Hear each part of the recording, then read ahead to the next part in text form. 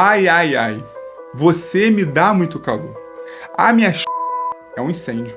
Teu o extintor. Essa música possui diversos problemas, mas do ponto de vista da termodinâmica. E é isso que nós vamos conversar depois da vinheta. Sejam bem-vindos a mais uma videoaula do curso de Química Geral do Projeto Veterano. Meu nome é Leonardo Fernandes e na aula de hoje nós vamos falar sobre calor. E para iniciar essa aula, eu quero começar explicando o porquê aquela música que nós comentamos lá no início do vídeo possuir um erro do ponto de vista da física. Quando nós falamos sobre calor, o conceito é que é um fluxo de energia estabelecido como resultado de uma diferença de temperatura entre corpos, dois ou mais. Na música, até existe um conceito que está correto. Quando ela diz que você me dá muito calor, ela está dando a entender que é entre dois ou mais corpos. Desse ponto de vista, é correto o conceito empregado. Porém, existe uma ideia de posse em relação a esse calor. E isso não é verdade, porque calor não é posse de nenhum corpo. Ele é um fluxo de energia que é estabelecido entre dois corpos com temperaturas diferentes. Ele depende de dois corpos para poder se estabelecer esse fluxo de energia. Da mesma forma, aquele conceito de eu tô com muito calor, eu estou com calor, também não está correto, porque você não pode possuir calor. Calor é manifestado por um fluxo de energia. Então, eu quero exemplificar isso através do seguinte contexto. Nós temos aqui dois bloquinhos. Um bloquinho de ferro e outro que é um bloquinho que é um tijolo. O nosso bloquinho de ferro, ele vai sofrer um aquecimento. E com esse aquecimento, vai ser estabelecido justamente um fluxo de energia. Essa temperatura, ela aumenta, enquanto que a temperatura do tijolo está bem baixa. Quando nós realizamos o contato entre o ferro e o tijolo, a gente consegue reparar que é estabelecido um fluxo de energia do ferro em direção ao tijolo. E as temperaturas, elas se equilibram. Enquanto o ferro está com uma temperatura muito elevada e essa temperatura ela vai caindo, o tijolo tem a sua temperatura elevada. E é exatamente esse fluxo de energia que nós estamos comentando. Agora repara, nós estamos o tempo todo falando sobre diferença de temperatura, variação de temperatura. Por isso, nada mais justo que na expressão do calor aparecer um ΔT, aparecer uma variação da temperatura. E por isso que é Q igual a massa vezes capacidade calorífica, Czinho, vezes o ΔT. Outra propriedade que faz muito sentido estar aqui presente é a massa. Pensa comigo.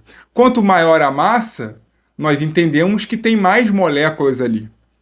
E quanto mais moléculas tiver, essas moléculas vão estar mais agitadas. Lembra que temperatura é o grau de agitação molecular. Então, quanto mais moléculas tivermos agitadas nesse nosso sistema, o fluxo de calor entre outro sistema que está com uma agitação um pouquinho menor, ele vai ser mais facilmente estabelecido. Porém, você pode estar pensando que não necessariamente um corpo que tem uma massa muito grande vai conseguir ter um grau de agitação molecular muito intenso. E isso acontece por conta de uma outra propriedade que vai ser reflexo das características pessoais dessa substância, que é o caso da capacidade calorífica específica. Então, a capacidade calorífica específica, ela é uma constante que vai ser determinada experimentalmente e vai determinar a resistência desse material em promover uma variação de temperatura. Como assim, Léo? Vamos dar um exemplo. Nós temos aqui a capacidade calorífica específica da água, que é 1 caloria por grama por grau Celsius. O que isso significa? Que para eu poder variar 1 grau Celsius de 1 grama de água, eu preciso fornecer 1 caloria. Conseguiu entender a lógica? Para variar 1 grau Celsius de 1 grama de água, eu tenho que fornecer 1 caloria. Agora vamos ver um outro caso, que é o caso da areia. No caso da areia, a capacidade calorífica específica é igual a 0,2 calorias por grama por grau Celsius. Ou seja, para eu variar 1 grau Celsius de 1 grama de areia, eu já preciso fornecer 0,2 caloria. E é por conta disso que quando tu chega na praia, a areia tá pegando fogo. E você tem que sair correndo ali para poder armar logo a barraca, né? Botar um chinelo. Agora, quando você vai dar um mergulho na água, a água tá gelada. Isso acontece porque a areia precisa de uma energia muito menor para variar 1 grau Celsius. E por isso ela vai atingir mais rápido altas temperaturas. Enquanto que a água já tem uma resistência maior. Ela precisa de uma energia muito maior para poder estar variando também 1 grau Celsius. Porém, além da capacidade calorífica específica, nós temos a capacidade calorífica. Eu gosto de apelidar de uma forma muito mais para entender como não específica, mas esse não é um conceito que está presente em nenhum livro, tá? É a forma do Léo de pensar para diferenciar esses dois casos. O que é essa capacidade calorífica que eu estou apelidando como não específica?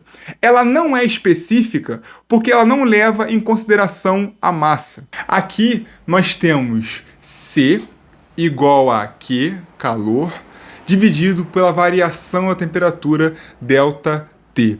Ou seja, não leva em consideração a massa da sua substância, ou seja, uma característica da sua substância. E por conta disso, é uma capacidade calorífica que eu estou apelidando de forma carinhosa como não específica. Por fim, eu gostaria de comentar sobre essa expressão que provavelmente seu professor mostrou, ou às vezes você pode se deparar com essa expressão em algum livro. Essa expressão, nós temos uma igualdade entre a massa do corpo A, a capacidade calorífica do corpo A, a variação da temperatura do corpo A com a temperatura final, e do outro lado com o corpo B. Esses corpos estão em contato e foi estabelecido ali um fluxo de energia entre eles. Agora, como que a gente chega nessa expressão? Pensa o seguinte, se nós temos esses corpos aqui e o fluxo de energia está sendo estabelecido entre A em direção a B, essa energia ela sai de A e ela completamente vai para B.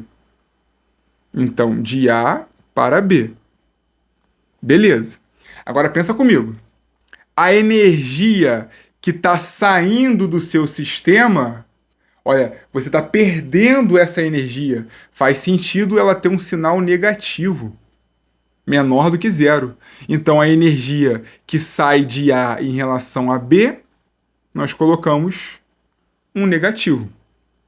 Por outro lado, a energia térmica que entra no seu sistema, você está ganhando essa energia, seu sistema está ganhando essa energia. Ela é uma energia com um sinal positivo. E por isso, nós vamos colocar aqui um sinal positivo. Logicamente, com isso, nós iremos aplicar a fórmula de massa vezes capacidade calorífica vezes o ΔT. E uma coisa que sempre causa estranhamento é por que aqui, nesse caso, não é temperatura final menos inicial. É temperatura de A menos temperatura final. É um pouco estranho isso, né? Mas olha só, você já vai entender. O certo não seria temperatura final menos inicial, por ser um ΔT? E sim, a temperatura de A é a temperatura inicial, mesmo sendo mais alta. Porém, para A, como nós temos uma energia que sai do sistema, ela tem sinal negativo. E como ela tem sinal negativo, o que vai acontecer? Você vai pegar esse negativo, ó, e vai multiplicar aqui menos com mais, menos. Menos com menos, mais. Reparou? TA menos TF. Faz total sentido. Por isso que nós não temos aqui o sinal de negativo nessa nossa expressão. Além disso, do outro lado, nós temos a massa de B, capacidade calorífica específica de B, vezes a temperatura final menos a temperatura que B tem no início. Beleza, gente? No próximo vídeo, nós iremos aplicar esses conceitos que nós aprendemos aqui em uma questão. Se vocês gostaram, eu peço que deixem um joinha e se ficaram com alguma dúvida, que deixem aqui nos comentários. Muito obrigado e até o próximo vídeo.